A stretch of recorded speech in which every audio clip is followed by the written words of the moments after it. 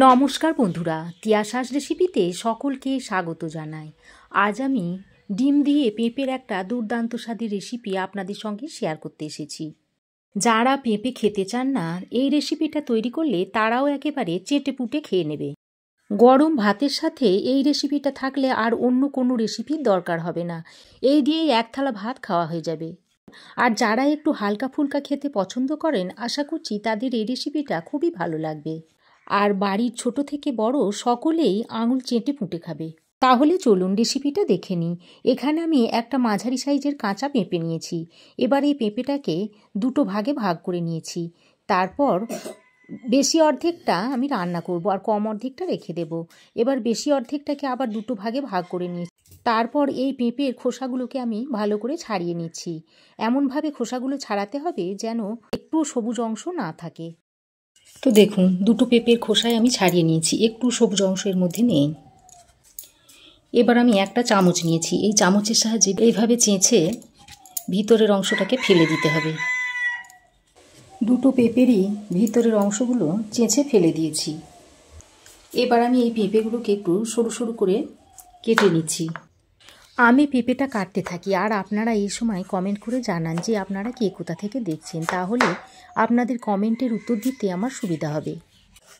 তো দেখুন, আপনাদের সঙ্গে কথা বলতে বলতে আমার সমস্ত পেঁপেটা কাটা হয়ে গেছে। তো দেখুন, এরম লম্বা লম্বা আর পাতলা পাতলা করে পেঁপেগুলোকে কেটে নিয়েছি। কেটে নেওয়ার পর পেঁপেগুলোকে একটা পাত্রে তুলে নিচ্ছি।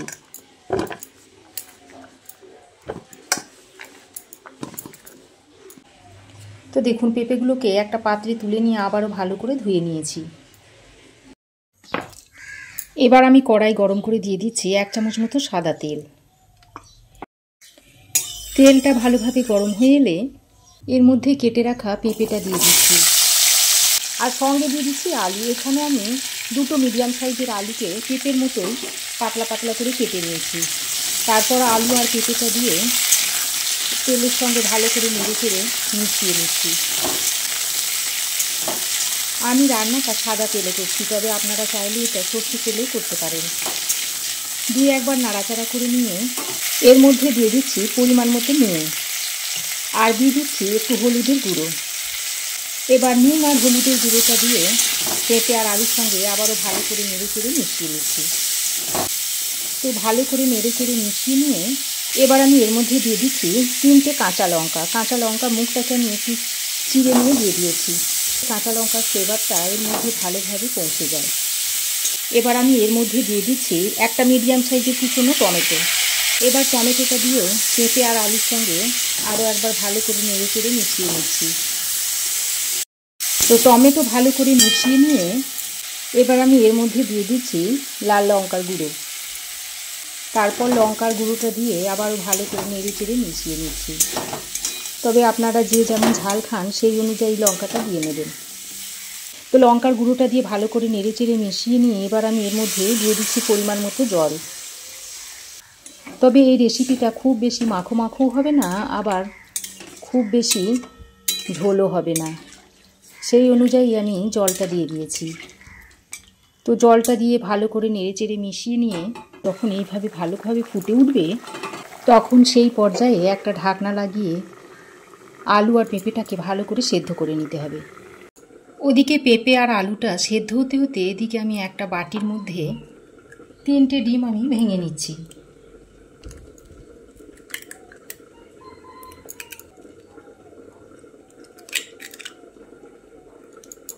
এবার এই ডিমের মধ্যে দিয়ে দিচ্ছি স্বাদ মতো নুন, আর দিয়ে দিচ্ছি একটু গোলমরিচের গুঁড়ো। তারপর এই নুন আর গোলমরিচের গুঁড়োটা দিয়ে ডিমটাকে ভালো করে মিশিয়ে নিচ্ছি। তো দেখুন, নুন আর গোলমরিচের গুঁড়োটা দিয়ে ডিমের সঙ্গে খুব ভালো করে নেড়ে চেড়ে মিশিয়ে নিয়েছি। এবার আমি এটাকে এক সাইডে রেখে দিচ্ছি। তো দেখুন, ঢাকা দিয়ে 3-4 মিনিট মতো রান্না করে নিয়েছি। তারপর ঢাকাটা খুলে নিয়েছি। এখন আমি আপনাদের দেখিয়ে দিচ্ছি আলু আর পেঁপে কত সুন্দর সেদ্ধ হয়েছে দেখুন। তো দেখুন, আলু পেঁপে খুব ভালোভাবে সেদ্ধ হয়ে গেছে। তো এখন আমি পেঁপে আর আলুটাকে একটা বড় বাটির মধ্যে ঢেলে নিচ্ছি।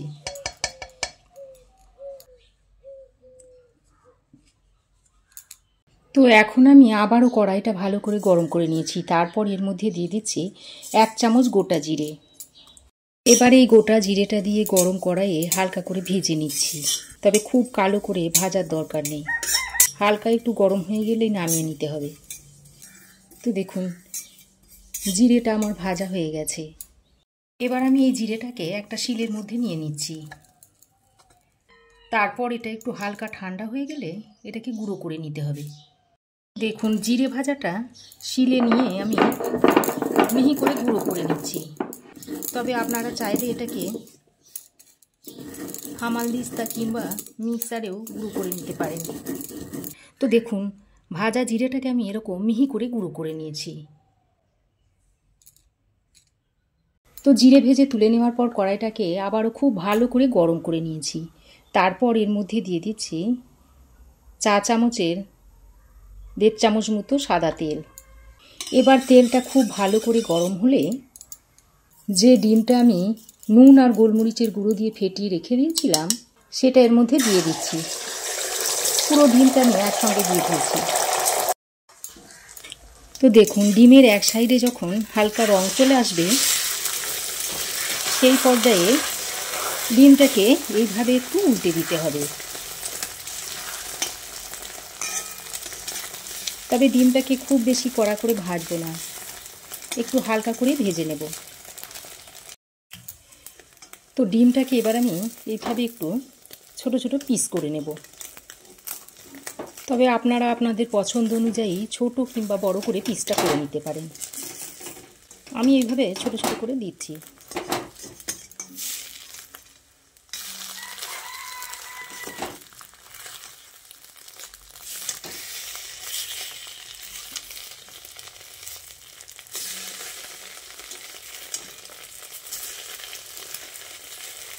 তারপর আরও একবার এইভাবে উল্টে পাল্টে ভালো করে ডিমটাকে ভেজে নিচ্ছি। তো ডিমটা ভালো করে ভাজা হয়ে গেলে এবার এই ডিমের পিসগুলোকে আমি একটা পাত্রে তুলে নিচ্ছি।